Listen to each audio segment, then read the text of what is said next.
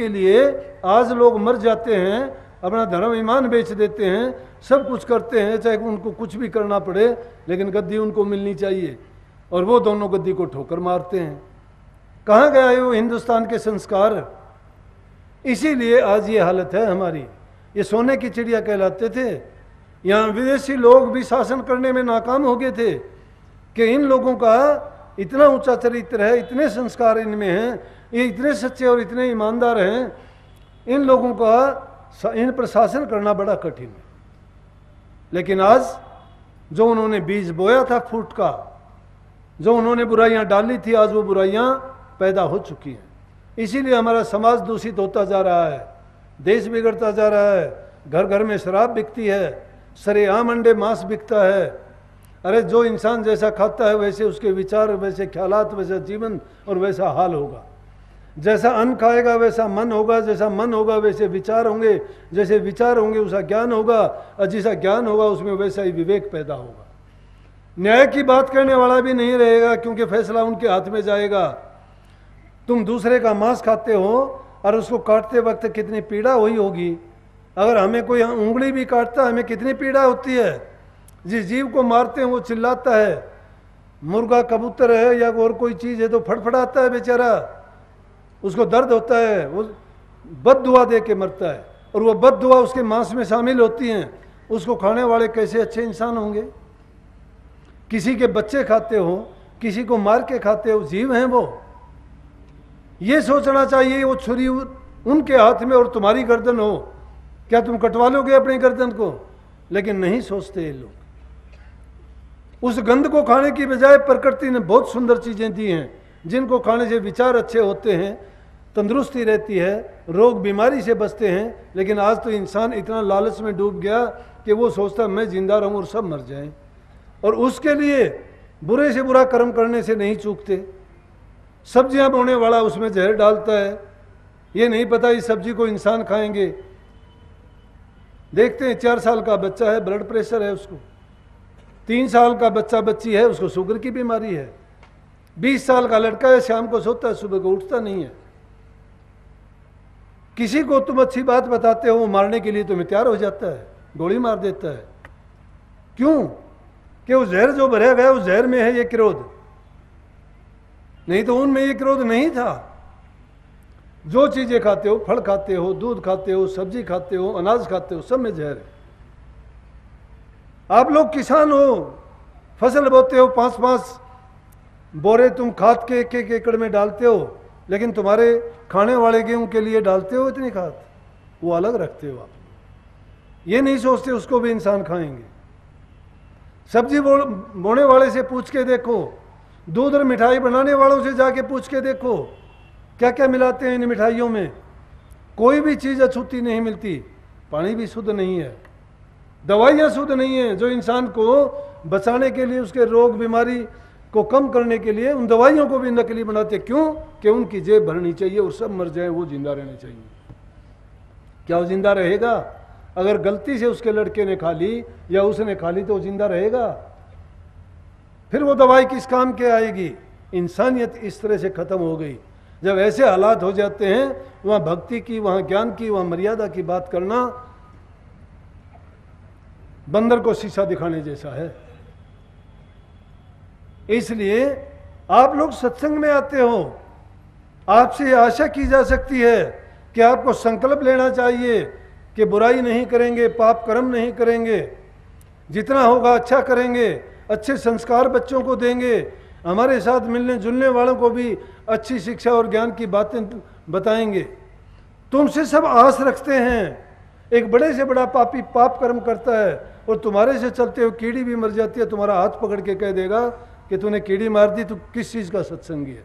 तुम्हें हंसी आएगी कि रोजाना लाखों बुरे कर्म करने वाला तेरे कीड़ी मरने की बात कहता हो। ठीक कहता है, क्योंकि आपसे यह आशा नहीं आप कीड़ी मारोगे, आपसे आशा यह है आप कीड़ी को भी जिंदा करोगे। वो अपना सबूत देता है कि हम तो हैं बुरे, हम तो ऐसा करते हैं, लेकिन आपसे हमारी ये आशाएं नहीं है। तो आप लोग जो सत्संग में आते हो, आपसे ऐसी आशा की जाती है कि आप नेक इंसान बनो। जब तक आप नेक इंसान नहीं बनते हो, नेकी के रास्ते पर नहीं चलते हो, तब तक आप सत्संगी कहलाने के लायक नहीं हो। लाख ढोंग करो नाम का, नाम तुम्हारे नजदीक भी नहीं जाएगा। लाख कहो कि मैं अभ्यास करता हूं, नहीं कर सकते अभ्यास आप। लेकिन इन बातों को अगर अपने नित्य प्रति के जीवन में शामिल कर लोगे और सही दिशा अपने जीवन को दोगे, तो मैं गारंटी और दावे के साथ कह सकता हूं कि तुम इस संसार से हंसते हुए जाओगे। आपका जीवन सफल होगा, सुख सुविधाएं आपके आगे पीछे रहेंगी, क्योंकि आप दुख दर्द किसी को देते नहीं और आपको जो आएगा उसको महसूस करते नहीं हो, उसको अपना कर्म का फल मान के भोगते रहोगे। तो ऐसे हालात जब होंगे तो आपके पास करने के लिए एक ही काम बचेगा, प्रभु का नाम। वो बिना लिए भी आपको जरूर याद आएगा और आप उसका सुमरण भी करोगे, ध्यान भी करोगे, अभ्यास भी करोगे।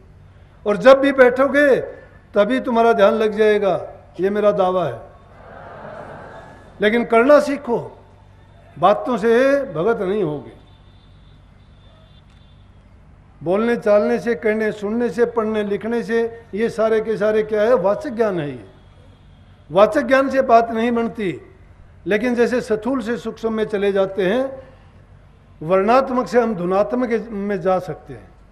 वर्णात्मक जब तक हमारे पास नहीं है, धुनात्मक को नहीं प्राप्त कर सकते। जब तक हमारे सामने जिंदा गुरु नहीं है, देह रूप नहीं है, तो नूरी गुरु को भी नहीं देख सकते। उसका कोई रूप नहीं है, लेकिन वो उस मंजिल पर पहुंचने के लिए ना कोई पंथ है, ना इन टांगों से चला जाएगा, ना इन आंखों से देखा जाएगा, ना इन कानों से सुना जाएगा। अगर उसको सुनना चाहते हो, उस मंजिल पर चलना चाहते हो, तो बिन पैरों का पंथ है, बिन हाथों के काम करना है, बिन आंखों के दर्श करना है, बिन कानों के वो सुनना है। उस अवस्था को पाने के लिए अपने आप को इतना बुलंद करो कि खुद ही वो बुलंदियां आपके पास आके कहें कि चलो जो को आप चाहते हो मैं वैसा ही करूं। सबको आशीर्वाद। मैंने तो गुरु महाराज से सीखा भाई, कदम कदम पर गुरु महाराज। अब भी ये ना कहो गुरु कभी जाते ही नहीं है। गुरु नाम ज्ञान का है, ज्ञान हमेशा जिंदा रहता है। वो स्थूल रूप में प्रकट होके देखे गए, अब सूक्ष्म रूप में हाजिर नाजिर होके काम करते हैं। उन मूर्खों के लिए जाते हैं जिसने कभी गुरु को जाना ही नहीं। गुरु कभी जाता नहीं है। इसलिए मैं तो आप सबके लिए दुआ करूंगा कि मालिक आपको सद्बुद्धि दे, अच्छे गुण अपनाने की ताकत दे, भक्ति में आपका मन लगाए, बुराइयों से बच जाओ। आजकल जो समाज में कितने बुरे बुरे कर्म होते हैं, पाप कर्म होते हैं, ये इंसानियत के लिए एक बहुत बड़ा खतरा है। तो मैं आस भी रखूंगा आपसे, आप एक अच्छे सत्संगी होने का नमूना पेश करेंगे और जो भी आपके संपर्क में आएगा उसका भी आप जीवन जरूर सुधारोगे, बनाओगे। सबको आशीर्वाद। खुश रहो, मालिक आपको सद्बुद्धि दे।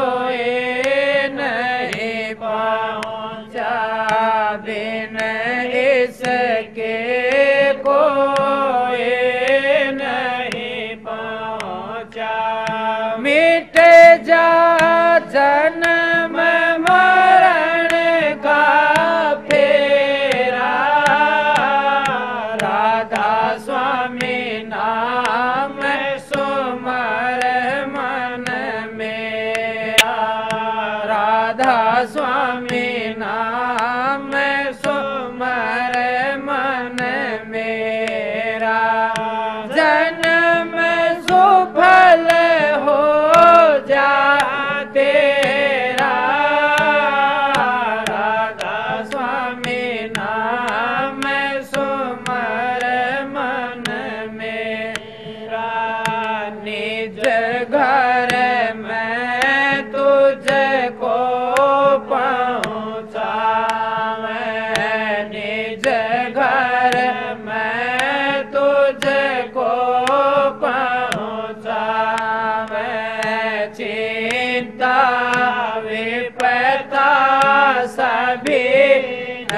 सावे चिंता विपदा सभी नसावे काल न आवे नेड़ा राधा स्वामी नाम सुमर मन मेरा राधा स्वामी नाम सुमर मन मेरा जन्म सुफल हो जाते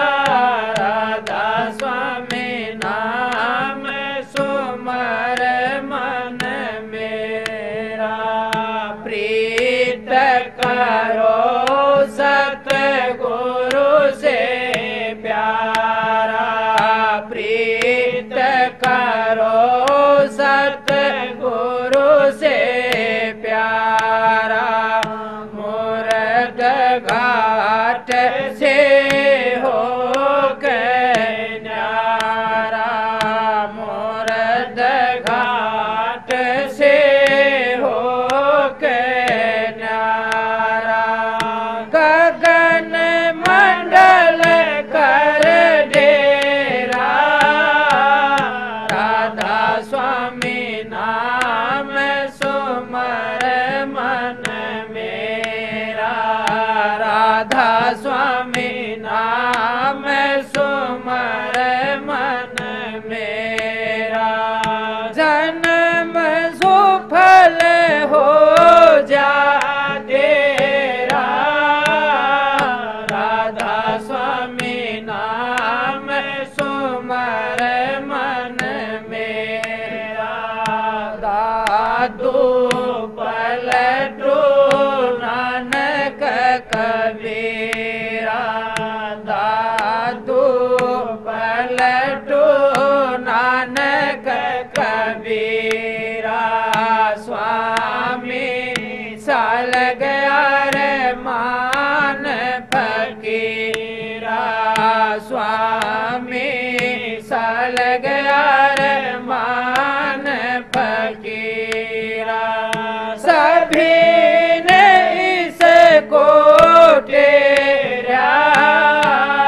राधा स्वामी नाम सुमर मन मेरा राधा स्वामी नाम सुमर मन मेरा जन्म सुफल हो जा तेरा राधा स्वामी नाम सुमर मन मेरा सतगुरु तारा चंदी रहे समझाई सतगुरु तारा चंदी रहे समझाई जाज किनार हम न लाए जाज किनार हम न लाए कंवर कर क्यों बेरा राधा स्वामी नाम सुमर मन मेरा राधा स्वामी नाम सुमर मन मेरा जन्म सुफल हो जा तेरा राधा स्वामी नाम सुमर मन मेरा राधा स्वामी नाम सुमर मन मेरा जन्म सुफल हो जा तेरा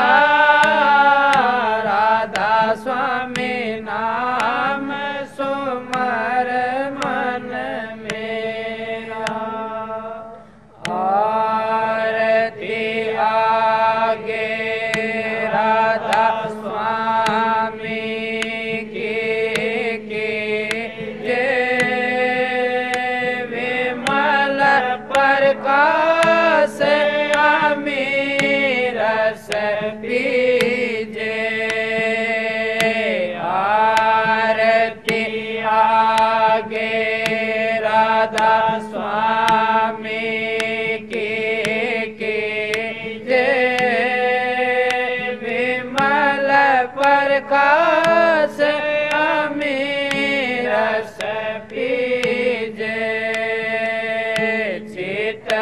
कर चंदन हित कर माला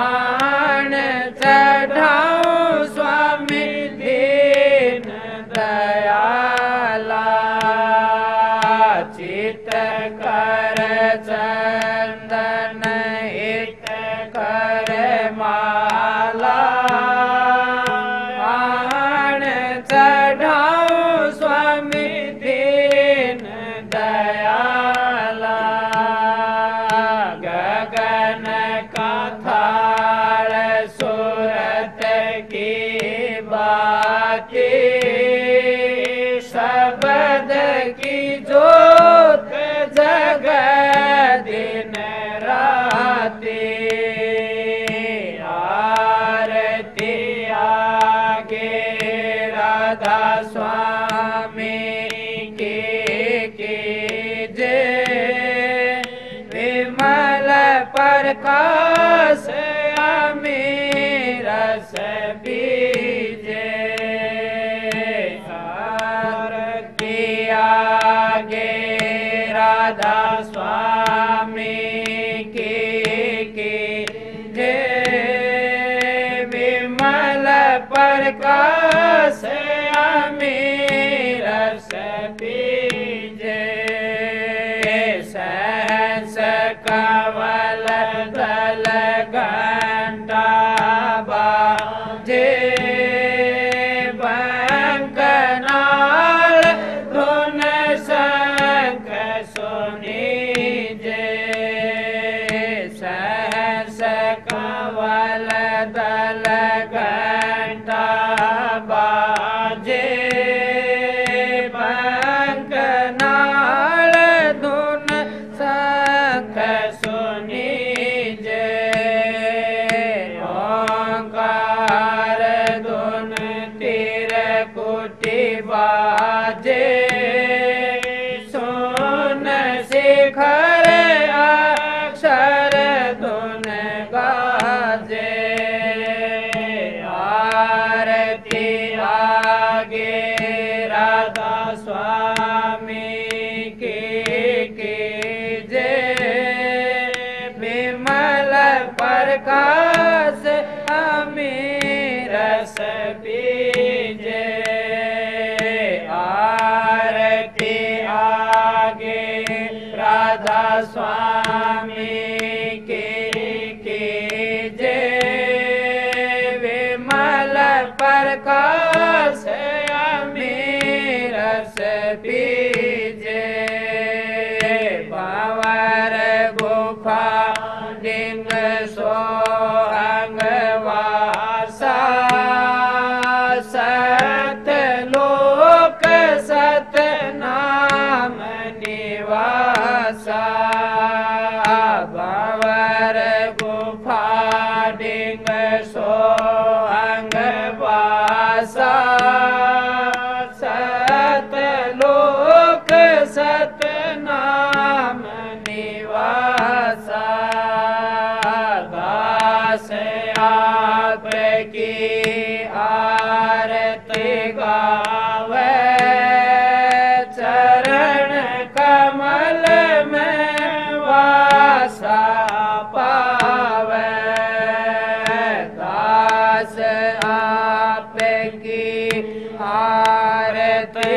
गावे चरण कमल में वासा पावे आरती आगे राधा स्वामी की जय विमल प्रकाश अमीरस बीजे आरती आगे राधा स्वामी की जय विमल प्रकाश अमीरस बीजे दया करो मेरे साईया दियो प्रेम की दात दुख